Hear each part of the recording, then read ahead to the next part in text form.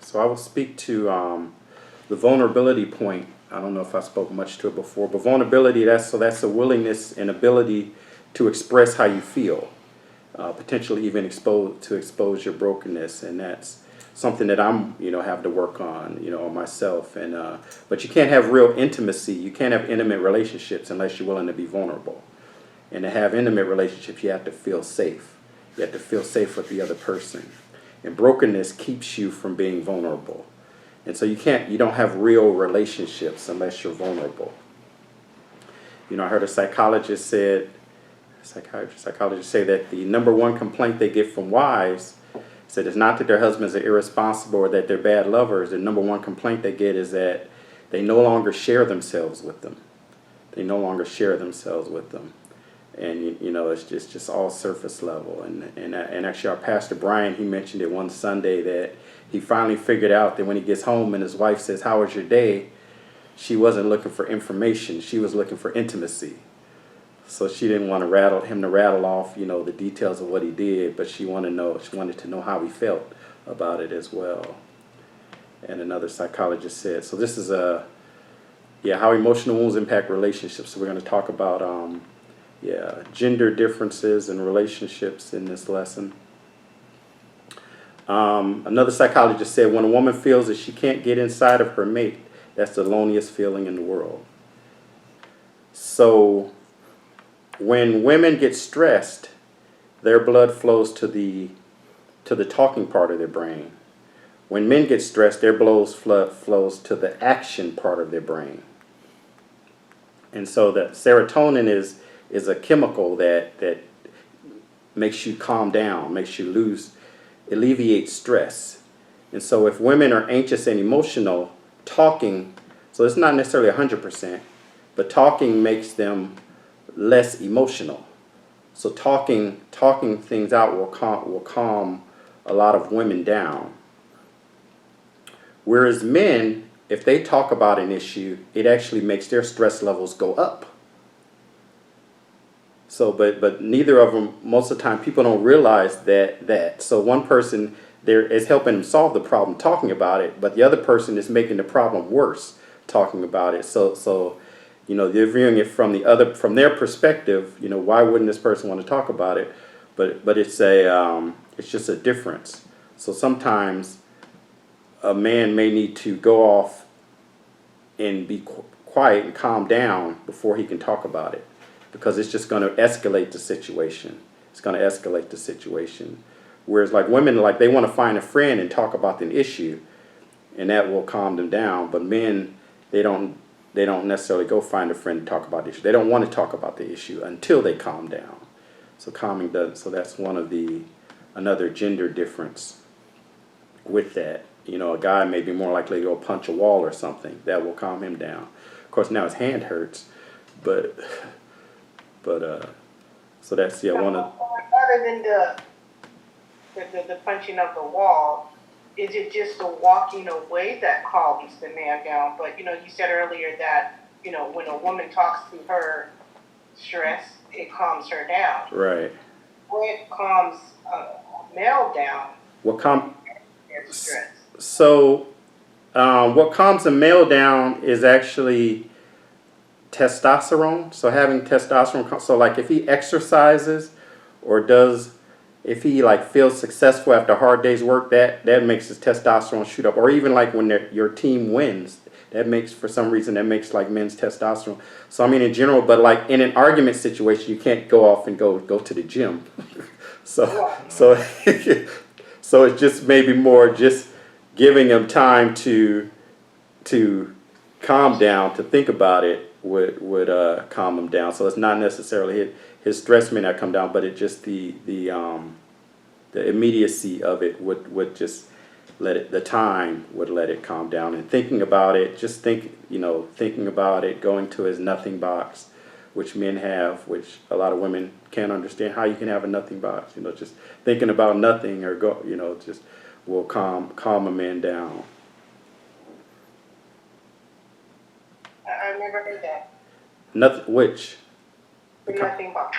Oh, the nothing box is when women say, "What are you thinking about?" and the guy says nothing. It's of course he's lying.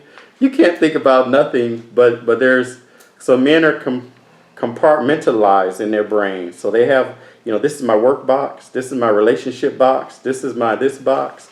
And so, but they also have a nothing box. So they can just, they sit down in front of the TV, they're flipping the channels because they're in their nothing box. So then, so they can go and just not think about anything, and that calms them down. But from what I understand, that most women don't actually have a nothing box because all the thoughts are interrelated. So it's yeah. So they call it a nothing. Men can go into their nothing box and think about nothing. So it's Well, like, nothing means they're I not. think it also depends. Oh, go ahead. oh, go ahead. I was going to say, I think it also depends. I know this is, for the most part, it covers most people and high level. But Yeah. it also, I think it also depends on certain personalities, right? Oh yeah. I know That's for myself true. That's true. is if I am in conflict, the worst thing for me to do is engage in the discussion right there and then, Right. which sometimes is problematic for my female relationships. Right. Right, because what I need to do is step away and actually think it through Right. and figure out how I feel about it. And this is important, So it's like I have to go and do all this by myself and don't disturb me, which is the worst thing that I can do to my friends. Right. Because they need that engagement and for us to talk it through. So it's caused some conflict over the years, but I've just realized, that sometimes I just need to stay there and say what needs to be said, or just shut up and just listen, and then I can come back like 6 weeks later and say, oh, by the way, you were wrong. But it's just it's a challenge. Right. It's a challenge. And so the things I'm saying when I say men and women, in the various places they would say 70%. So it's not all men are this way, all women are that way. It's about 70%. And so, but then also, yeah, definitely personalities come into effect as well. So I mean, all men aren't alike, all women aren't alike. So I mean, I'm not trying to paint that picture, but it's kind of a general, most is most, it's kind of a most thing. But yeah, so that's kind of how you mentioned, or kind of how a lot of guys have to do. It's like, it's not that I'm avoiding the issue, it's just that talking about it right now isn't, like, first of all, I can't think about it, and then now I'm defensive, my estrogen's up. It's like, it's not really going to be a productive conversation. It's like, I'm going to be defensive, I'm going to be blaming. It's like I'm gonna try to win no matter what you're saying. Now I'm trying to win. It's just a confrontation right now. Now it's about who can win. It's not about resolving the issue. I'm gonna win. So it's like, it's not about resolving the issue now. It's just about winning. Who's gonna win this argument? And you don't want to engage in that state. It's like, now you're in a fight. You don't want to be. The goal should be reconciliation, not winning. So if someone's in a state where their goal isn't reconciliation, their goal is just either winning or hurting you, especially if you get to the point where my goal is just to hurt you because you hurt me, or you go, like, then that's not really productive. I think we always want to know how, I don't know, what's like the compromise to this. We're like different. What? Good God Almighty, y'all don't like to talk? We love to talk. Like, what? Well, the compromises. You just have to know the right time, I guess. Goodness gracious.